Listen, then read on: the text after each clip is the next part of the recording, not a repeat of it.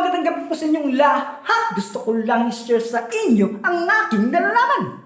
Ang ating pag-usapan ngayon is all about be humble. Magpakumbaba sapagkat may Diyos tayong mataas. Ang nagpakumbaba ay itataas ng Diyos. At ang nagpakataas ay ibabagsak ng Diyos. So ano ba ibig sabihin ng humble? Honor thy father and thy mother. Upang humaba ang ating buhay, dapat natin silang igalang.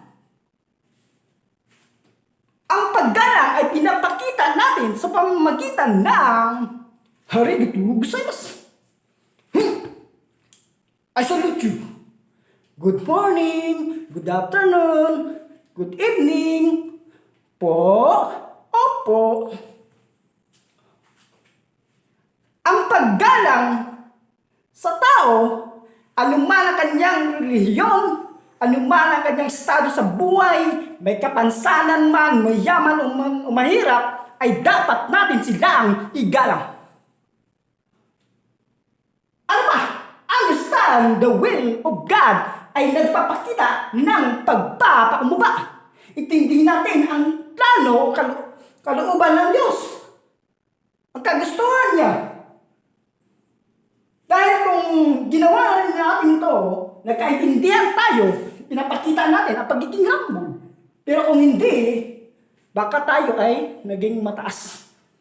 Dahil ako masusunod, hindi siya. So kung gawin natin ang pag-intindi, kahit hindi tayo, kaunawaan tayo, so tayo ay nagpapakumbaba. Ano ba? Maintain God's love than to me, pride. I-maintain mo, panatiliin mo ang pagmamahal ng Diyos kaysa gumawa ka ng pagyayabang. Dahil ang pagmamahal ng Diyos na nanatili hanggang ngayon at walang hanggang pagmamahal. So, ano ba? Bow down and worship God. Yumuko tayo, lumuhod tayo sa Diyos, sumamba tayo sa Kanya.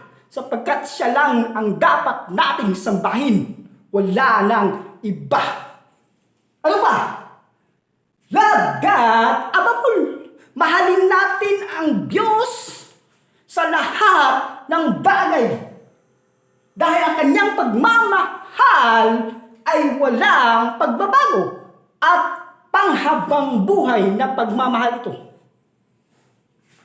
So, dapat natin siyang unahin, mahalin kasi tayong tao ay minsan nawawala ang ating pagmamahal.